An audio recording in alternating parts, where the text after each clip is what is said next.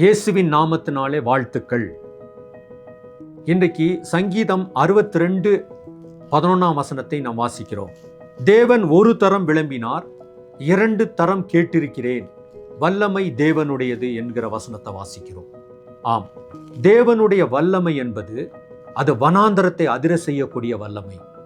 அது மிகப்பெரிய ஒரு இயற்கையின் சக்தியை பிரதிபலிக்கிற ஒரு வல்லமையாக இருக்கிறது. ஆம், கர்த்தருடைய வல்லமையிலே நாம் பழைய ஏற்பாட்டிலே பல அதிசயங்களை நாம் பார்க்கிறோம். அவருடைய வல்லமையினாலே கடல் 2ஆக பிளந்தது.